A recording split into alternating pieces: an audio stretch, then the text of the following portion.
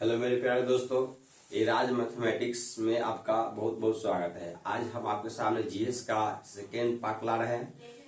हम लोग देखते हैं इस तरह से आप पूरे वीडियो को शुरू से अंत तक देखिएगा। और आपसे एक रिक्वेस्ट है कि इस चैनल को सब्सक्राइब कीजिए, मैक्सिमम लाइक शेयर कीजिए, ताकि आप भी इसे सीखते रहे और हम भी इस पे कंटेंट पे काम करते रहे। तो देखते हैं हम लोग आज का सेकेंड सेक्शन। कल देख लेते कुछ। हम लोग देखेंगे कि जय जवान, याद रखना है, जय जवान जय किसान और का नारा किसने दिया था। तो जय जवान जय किसान का नारा किसने दिया था? तो याद यहाँ पे रखना है, लाल बहादुर शास्त्री। लाल बहादुर शास्त्री ने जय जवान जय किसान का नारा दिया था। और इसी में अगर जय विज्ञान जोड़ देंगे तो ये हो जाएगा अटल बिहारी वाजपेयी। जय जवान जय किसान जय विज्ञान अटल बिहारी वाजपेयी। भारतीय संविधान भारत के राष्ट्रपति को कौन से अधिकार नहीं देता है? तो याद रखना है कि राज्यों का मुख्यमंत्री नियुक्ति करने का अधिकार नहीं देता है। राज्यों का मुख्यमंत्री नियुक्ति करने का अधिकार राज्यपाल का होता है और राष्ट्रपति प्रधानमंत्री की नियुक्ति कर सकते हैं। लेकिन मुख्यमंत्री को नियुक्त करेंगे कौन? राज्य में नियुक्ति, मुख्यमंत्री को नियुक्ति करेंगे राज्यपाल। याद रखना है इसको। यह अधिकार उनको नहीं है कि मुख्यमंत्री को नियुक्ति करेंगे, राष्ट्रपति का अधिकार नहीं है। भारतीय संविधान के लिए प्रथम संविधान संशोधन विधेयक कब लागू किया गया? तो देखिए 26 जनवरी 1950 को पूर्ण रूप से संविधान बन के लागू हुआ था और 1951 को क्या होगा कि पहला बार संविधान संशोधन ठीक 21 साल के बाद हो गया। अब याद रखना है कि 1951 में संविधान में पहला बार संविधान संशोधन किया गया और उसी में 9वीं अनुसूची को जोड़ दिया गया। इसको ध्यान रखना है। 9वीं अनुसूची के साथ साथ देखिएगा कि स्वतंत्रता समानता ये शब्द जोड़ दिया गया उसमें। कब? पहली संविधान संशोधन। तो पूछेगा आपसे कि पहली संविधान संशोधन किस वर्ष? 1951। और कौन कौन चीज जोड़ा गया? तो स्वतंत्रता समानता और 9वीं अनुसूची को उसमें जोड़ दिया गया और मौलिक अधिकार को भी जोड़ दिया गया उसमें। स्वतंत्र याद रखना है। फिर 44वां संविधान संशोधन मौलिक अधिकार को हटा भी दिया गया, संपत्ति के अधिकार को। आगे देखेंगे, सिक्किम भारत का एक राज्य किस संशोधन के द्वारा बना? देखिए यहाँ पे हम लोग याद रखेंगे कि 35वें संविधान संशोधन के द्वारा 1974 में, ये ध्यान रखना है कि 45वें संविधान संशोधन के द्वारा, डेट भी याद रखना है कब? 1974। तो 1974 में क्या कर दिया गया कि ये संरक्षित राज्य था सिक्किम। सिक्किम जो था, सिक्किम एक संरक्षित राज्य था। सिक्किम को संरक्षित राज्य से जनरल राज्य की श्रेणी में रख दिया कि संविधान संशोधन। तो 35वें संविधान संशोधन 1974 के द्वारा सिक्किम को सामान्य राज्य में रख दिया गया। आगे जो हम लोग देखेंगे, आगे भारत में सर्वोच्च न्यायालय की स्वीकृति की क्षमता। देखिए यहाँ जो दे दिया है 24, ये अब 24 नहीं रहा है। सर्वोच्च न्यायालय की स्वीकृति की संख्या जो है वर्तमान समय में अब 25 है। तो ये पहले का डाटा है, इसको हम लोग नहीं मानेंगे अब कितना? 25 है। सर्वोच्च न्यायालय की स्वीकृति की संख्या जो भारत में है अब 25 हो गया है। हम लोग देखेंगे भारत में पंचायती राज अनुशंसा के लिए समिति का अध्यक्ष कौन था? देखिए भारत में पंचायती राज, इसको याद रखना है,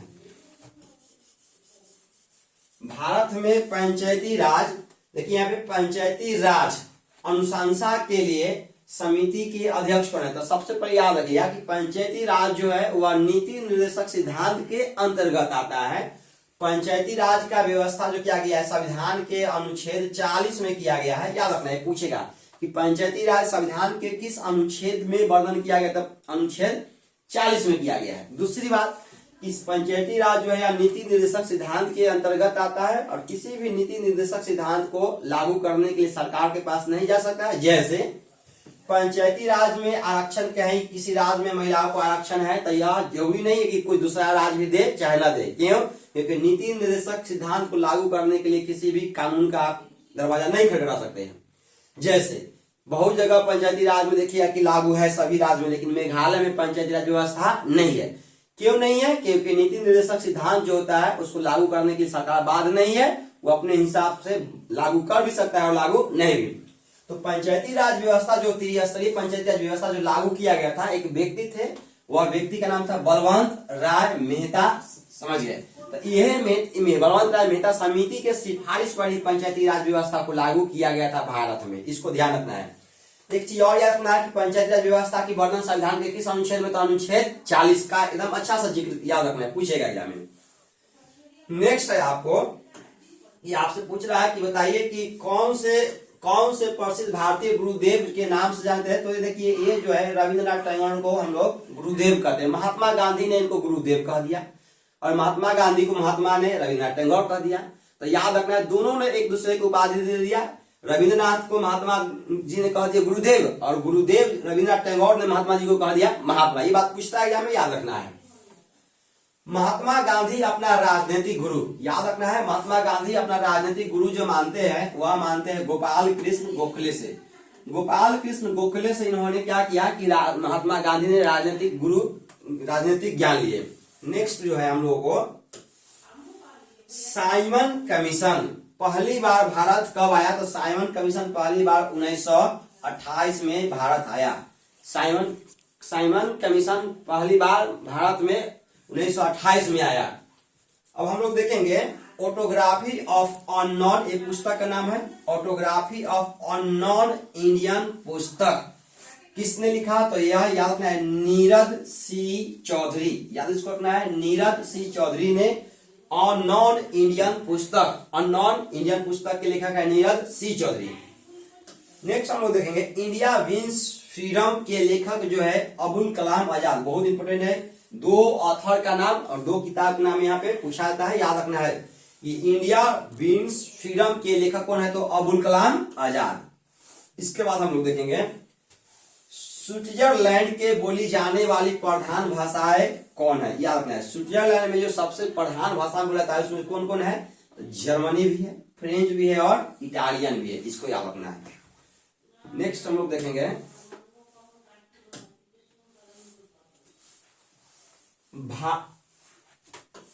भारत के राष्ट्रीय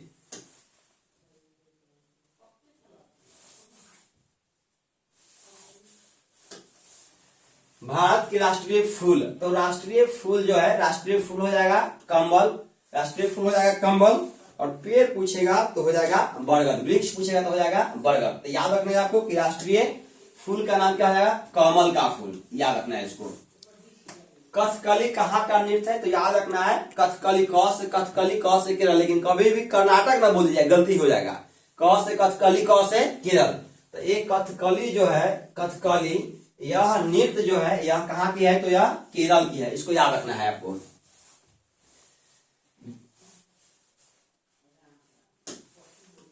इसके बाद ध्यान रखना है देश की सबसे बड़ी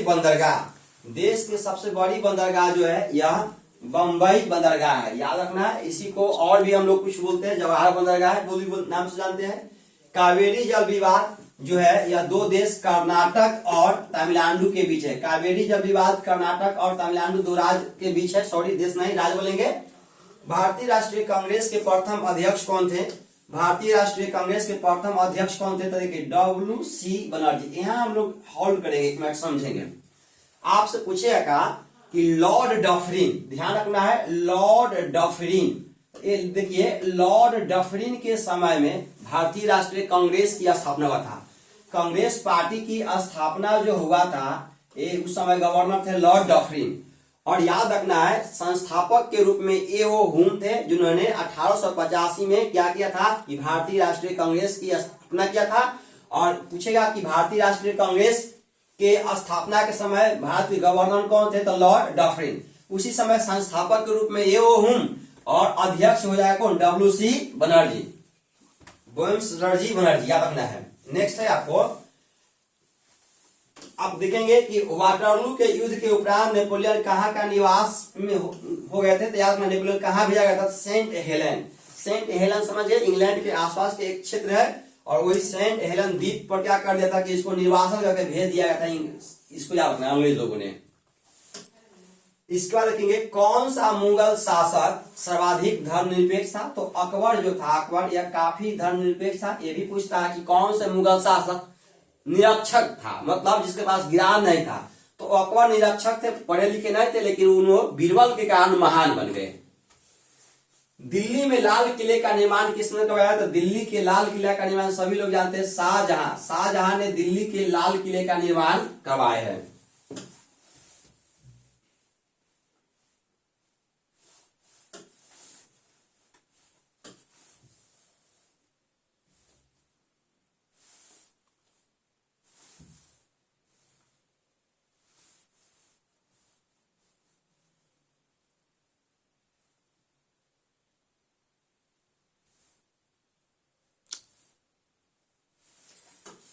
चलिए हम लोग देखेंगे महारानी विक्टोरिया किस समय ब्रिटेन के शासक बनी थी? तो जब भारत को प्रत्यक्ष रूप से क्राउन की राजा रानी के शासन के अधीन लाया गया था, उस समय इन्होंने बना था ब्रिटेन के क्राउन।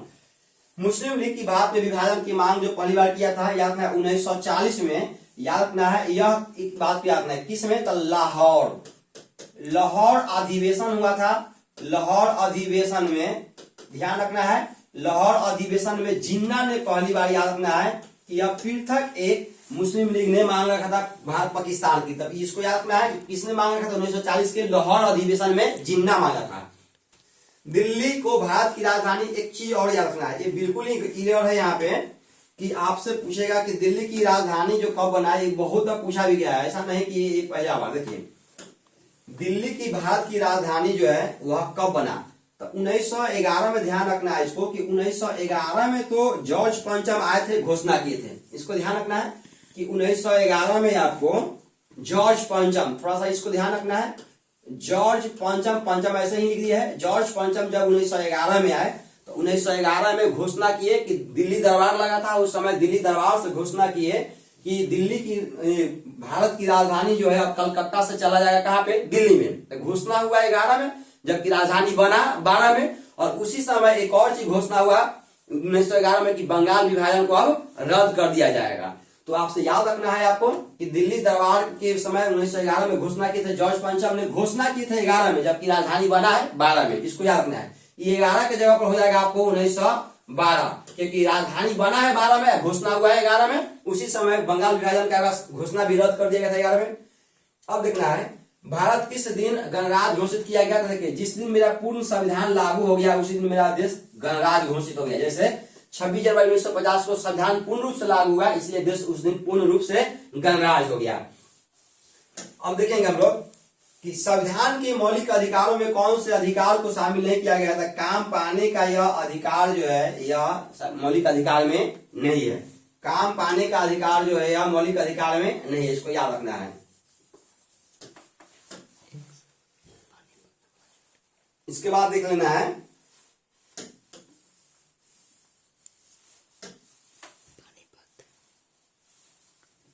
पानीपत वाला सवाल छूट गया है। पानीपत का तीसरा युद्ध कब हुआ? अब देखिए इसको हम लोग को देखना है कि पानीपत का तीसरा युद्ध के बारे में भी पूछता है, देखना है। तो बंधु हम कुछ भी नहीं, बस अगर आप कुछ देख रहे हैं तो इसमें छोटा मोटा चीज वो एक्स्ट्रा आता है, उसको हम लोग देख लेंगे। देखिए हम लोग देख रहे थे कि पानीपत का तीसरा युद्ध कब हुआ। देखिए ये याद रखना है, पहले तो याद रखना है कि पानीपत का पहला युद्ध देखिए 1526 में हुआ पानीपत का दूसरा युद्ध। 26 में 30 जोड़ देंगे तो हो जाएगा 1556। 1556 में होता है पानीपत का दूसरा युद्ध, ध्यान रखना है। पानीपत का दूसरा युद्ध हुआ, ये हो गया पानीपत का पहला युद्ध 1526 में, 1556 में दूसरा युद्ध, और इसमें 205 साल जोड़ देंगे तो हो जाएगा 1761। 1761 में पानीपत का तीसरा युद्ध होता है, इसको याद रखना है। पानीपत का पहला युद्ध 1526, पानीपत का दूसरा युद्ध 1556, पानीपत का तीसरा युद्ध 1761। तीनों पानीपत का युद्ध जो है इसको याद रखना है। भारत किस दिन हो गया? संविधान के मौलिक अधिकारों में कौन से अधिकार? ये हो गया काम पाने का।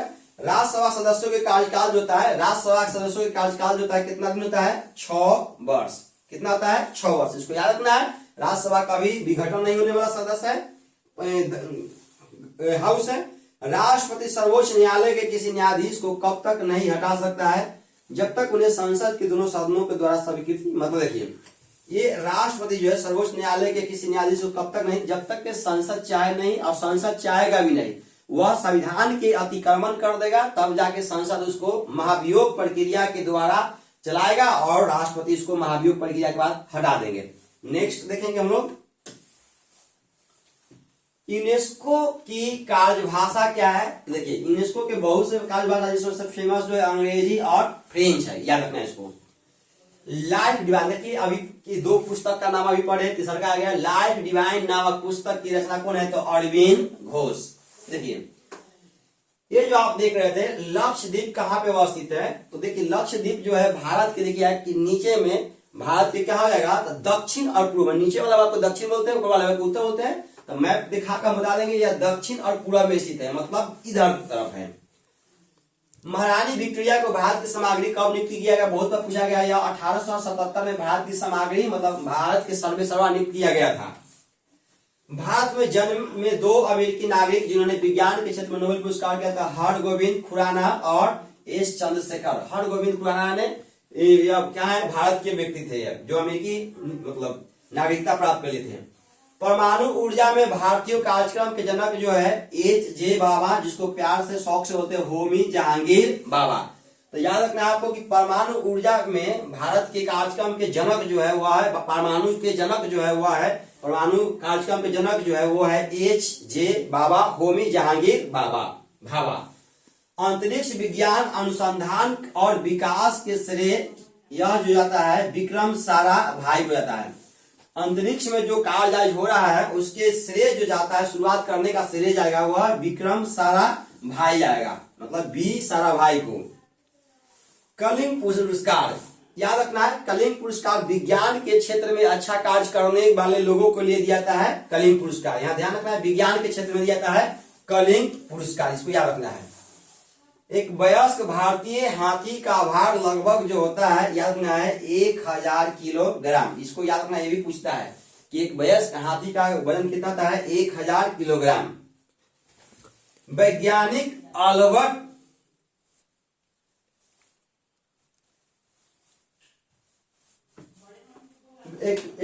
एक वयस्क भारतीय हाथी का भार के ये जो है ये 1000 की जगह पर मेरे ख्याल से ये ईरर लग रहा है, ये जो होना चाहिए ये ज्यादा होगा। खैर हम इस पर ज्यादा विवाद नहीं करेंगे। एक क्वेश्चन जो है एक कोई ट्रेडिशनल क्वेश्चन है नहीं, लेकिन फिर भी यह 1000 पर इसमें इसको पेंडिंग कर दीजिए, एक 10,000 होना चाहिए था। अब देखिए इसको,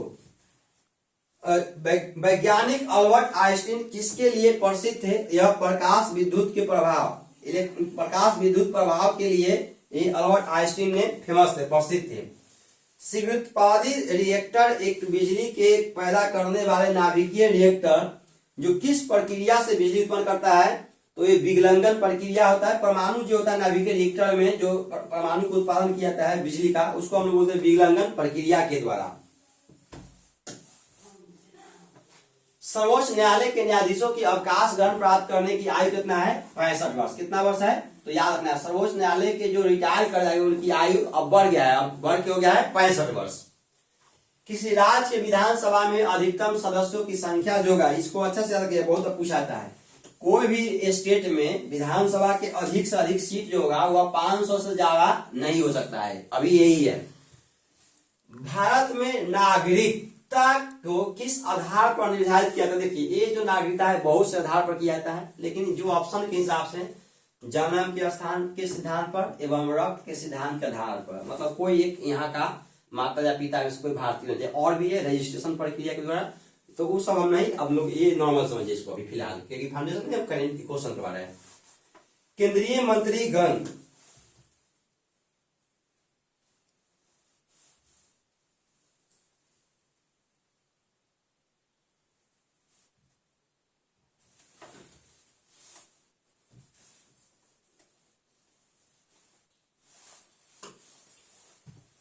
केंद्रीय मंत्री किसके प्रति उत्तरदायी होती है? देखिए केंद्रीय मंत्री जो होता है लोकसभा के प्रति, मंत्री परिषद लोकसभा के प्रति, केंद्रीय मंत्री लोकसभा के प्रति होता है। बोरोबुदुर का प्रसिद्ध, देखिए बोरोबुदुर का मंदिर जो है सबसे बड़ी याद रखनी है, बोरोबुदुर का मंदिर जो है यह बौद्ध धर्म से संबंधित है। बोरोबुदुर का मंदिर जो है यह कहाँ पे है? तो यह जावा में है, जावा में याद रखना है। बोरोबुदुर का मंदिर यह कहाँ पे है? तो जावा में है। अब देखिए आपसे पूछे मराठा प्रशासन में प्रधानमंत्री, मराठा के शासन काल में प्रधानमंत्री के लिए हम लोग पेशवा शब्द यूज करते थे, मतलब मराठा के समय में, शिवाजी के समय में प्रधानमंत्री को, मंत्री में जो प्रधान होते थे उसके लिए पेशवा शब्द, पेशवा कहते थे प्रधानमंत्री को। द वेल्थ ऑफ नेशंस की पुस्तक के लेखक जो है एडम स्मिथ, बहुत इंपॉर्टेंट है, याद में आए। एडम स्मिथ ने अपनी पुस्तक लिखा है, उस पुस्तक का नाम है the wealth of Nations. Bharat में भारतीयों के लिए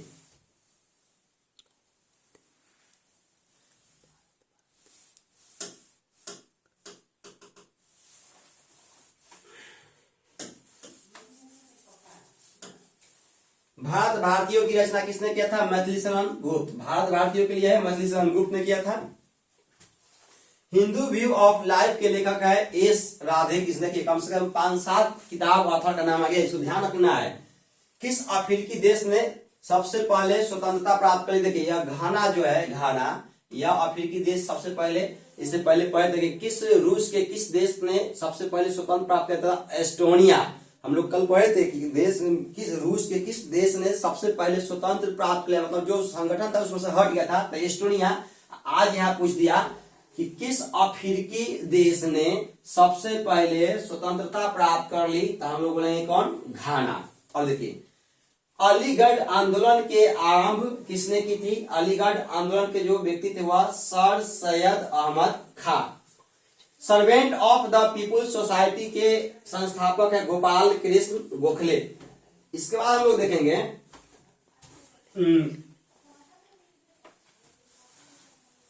अजमेर में किस सूफी संत के दरगाह है? तो अजमेर में मोइनुद्दीन चिश्ती के दरगाह है। अजमेर में जो सूफी संत है मोइनुद्दीन चिश्ती एक सूफी संप्रदाय के थे, सूफी संत थे। राज्य के उत्पत्ति के सामाजिक समझौता के उपरांत एक प्रमुख प्रतिपादक कौन थे? लॉ, व्यक्ति का नाम था मैंबार यानी कि बर्मा। मैंबार बर्मा प्राचीन नाम है, आधुनिक नाम है मैंबार। पूछता एग्जाम में बताइए मैंबार का प्राचीन नाम क्या है? तो बर्मा। कभी पूछता है कि बर्मा का आधुनिक नाम क्या है? तो मैंबार। किस प्रकार की शासन प्रणाली था? तो म्यांमार में सैनिक शासन व्यवस्था था, सैनिकों पर चलता था, समझ गए। विश्व का सबसे बड़ा महाद्वीप कौन है? तो एशिया महाद्वीप जो है यह विश्व का सबसे बड़ा महाद्वीप है, सबसे बड़ा महादेश है। कौन सा? एशिया महादेश। कॉफी सबसे बड़ा उत्पादन देश कौन है? तो कॉफी का सबसे बड़ा उत्पादन देश जो हो जाएगा ब्राजील। ब्राजील में सबसे ज्यादा कॉफी का उत्पादन किया जाता है। सवारी के लिए प्रयोग की जाने वाली मोटर कार सबसे ज्यादा संयुक्त राज्य अमेरिका में उत्पादन किया जाता है, सबसे ज्यादा वहां पे बनाया जाता है। महाबलीपुरम पूछेगा।